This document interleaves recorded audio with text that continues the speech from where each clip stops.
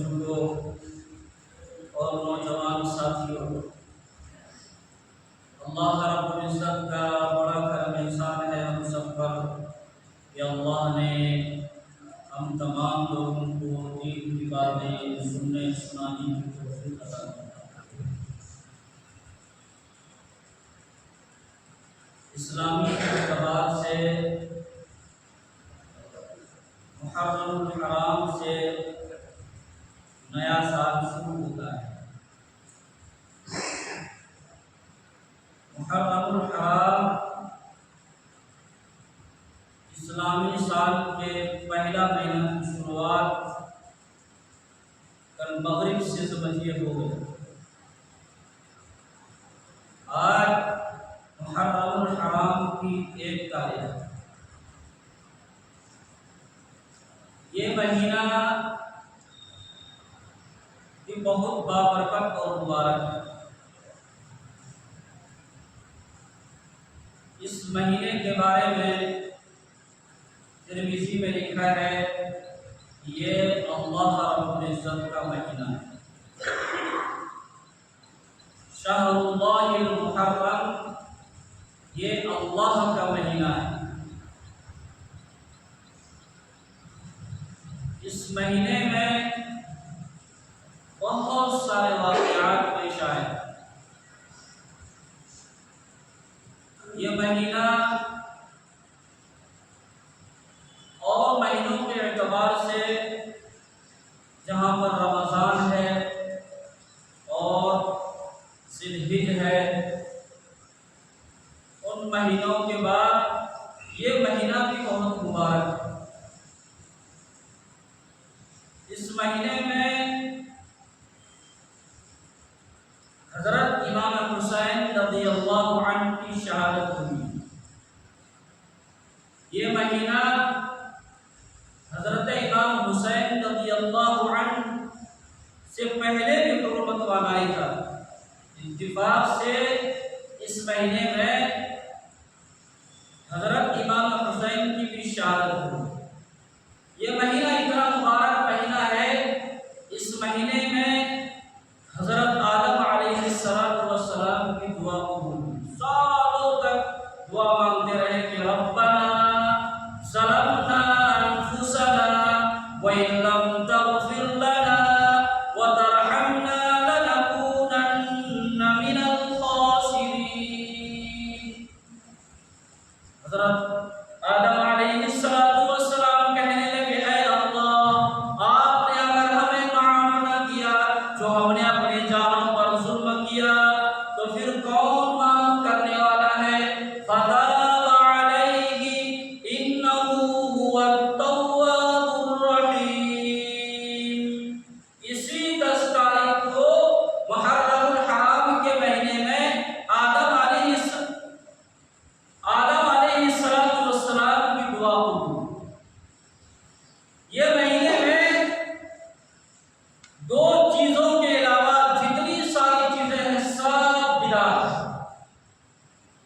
صرف اللہ کے نبی علیہ السلام سے 2 چیزوں کا ثبوت ہے، اس کے علاوہ جتنی ساری چیزیں ہیں سب من گھڑت ہے، اپنے آپ بنایا ہوا۔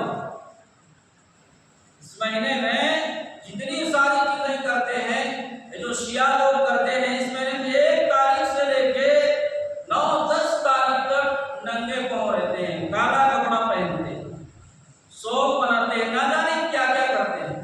ادھر کچھ دیکھنے کے لیے نہیں ملتا۔ دہلی میں یوپی وغیرہ جائیے، ایک دم جینا مشکل ہو جاتا ہے، سارے راستے بلاک ہیں، اور 9-10 تاریخ کو تو پوری شہر کی لائٹ بڑھ رہی ہے۔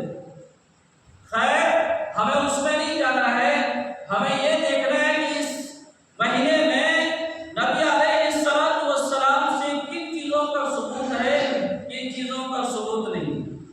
اس مہینے میں نبی اکرم صلی اللہ علیہ وسلم روزہ رکھا کرتے تھے۔ موسیٰ علیہ السلام فرعون کے ظلم سے اسی مہینے میں نجات ملی تھی، تو یہود بھی اس کے خوشی میں روزہ رکھتے تھے۔ تو نبی اکرم صلی اللہ علیہ وسلم کہنے لگے موسیٰ علیہ السلام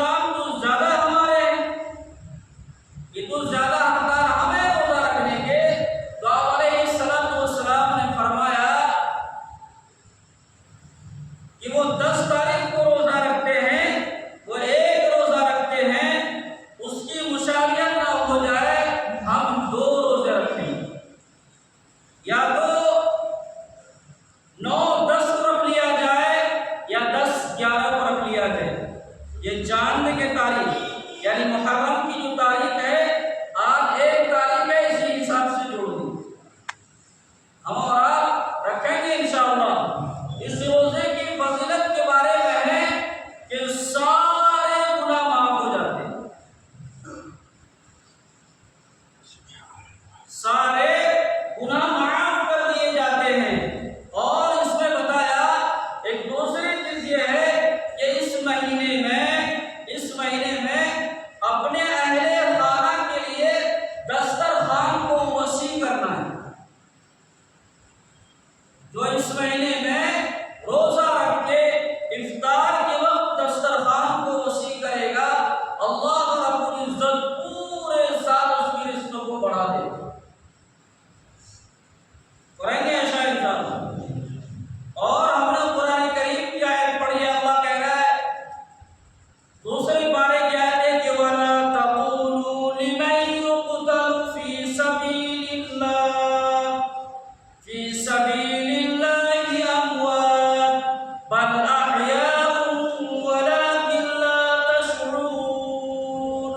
اللہ کہہ رہا ہے کہ جو لوگ خدا کے راستے میں شہید کر دیا جائے، اسے مردہ نہ کہا جائے، وہ تو زندہ ہے، آپ کو ہمیں اس کا احساس نہیں ہوتا۔ یہ جو دین ہم تک پہنچا ہے، اسے تھوڑے پہنچیا کہ کوئی پلیٹ میں سجا کے رکھ دیا جاؤ، یہ بہترین شربت ہے، تم اس کو پی لو۔ اس دین کو باقی رکھنے کے لیے، یہ دین ہم تک پہنچنے کے لیے، پہنچانے کے لیے کروڑوں لوگوں کی قربانی لگی ہے۔ ہمیں اور آپ کو اس کا احساس اس وجہ نہیں ہوتا کہ ہمارا کچھ لگا نہیں ہے۔ حضرت امام حسین رضی اللہ عنہ، یزید سے جو اس کی لڑائی تھی، کسی پراپرٹی کی لڑائی تھوڑی تھی کہ نہیں بھائی زمین کا آدھا حصہ تم زیادہ کیوں دے رہے ہو، ہمیں کم کیوں دے رہے ہو، یا ہم نے حکومت کرنی ہے تم کو حکومت کرنے نہیں دیں گے۔ یزید سے امام حسین کا جو جھگڑا تھا، اس بات پہ جھگڑا تھا کہ وہ اللہ اور اس کے رسول کی کھلم کھلا نافرمانی کرتا تھا۔ اس چیز کو روکنے کے لیے اپنی آنکھوں کے سامنے وہ دیکھتا تھا کہ شریعت محمدی کا دھجی اڑایا جا رہا ہے، تو اس چیز کا سب سے زیادہ حقدار میں امام حسین ہوں، یعنی میرے نانا کا دین ہے نا، اس کو بچانے کی سب سے بڑی ذمہ داری ہماری ہے۔ کوئی پراپرٹی کا جھگڑا نہیں تھا۔ وہ یزید یہ کہتا تھا کہ ہم اپنی مرضی چلائیں گے، شریعت پر شیطان کو حاوی کر دیا تھا، رسول اللہ کی اطاعت کو شیطان کے نقش قدم پر چلتا تھا، اور جو مال ہوتا تھا، دولت ہوتا تھا، اس کو اپنے حساب سے خرچ کرتا تھا، شریعت کے حساب سے خرچ نہیں کرتا۔ اس چیز کا جھگڑا تھا۔ آج کل ہم سب اپنے آپ میں سوچئے کہ ہم کیا کر رہے ہیں، ہم امام حسین کے ساتھ ہیں یا یزید کے ساتھ میں ہیں، کس کے ساتھ میں ہیں؟ ہمارا اور آپ کا رویہ بھی شریعت میں کچھ ایسا ہی ہے۔ ہم سب اپنی منمرضی کی زندگی گزار رہے ہیں، منمرضی کی زندگی گزار رہے ہیں، جو شریعت میں سمجھ میں آتا ہے اس کو ہی مانتے ہیں، جو نہیں آتا اس کو نہیں مانتے۔ کھلے عام شریعت کی دھجیاں ہم اور آپ اڑا رہے ہیں۔ اب بتائیے، یزید کے زمانے میں ہم ہوتے تو امام حسین ہم سے بھی تو جنگ کرتے۔ شریعت کی کھلی نافرمانی ہم اور آپ کر رہے ہیں۔ ہم اور آپ اگر صحیح دل سے سوچیں گے تو ہمارا اور آپ کا حشر کس کے ساتھ ہوگا؟ امام حسین شریعت کے خلاف جو یزید چلتا تھا، اس کے ہاتھ کو پکڑا کر تمہارے ساتھ جنگ کیا جائے، اور اس دین کو باقی رکھنے کے لیے حضرت عمر فاروق رضی اللہ عنہ کی بھی شہادت ہوئی، نہیں بھی شہادت، حضرت عثمان غنی کی بھی شہادت ہوئی، حضرت علی رضی اللہ عنہ کی بھی شہادت ہوئی، نہ جانے کتنے لوگوں نے قربانی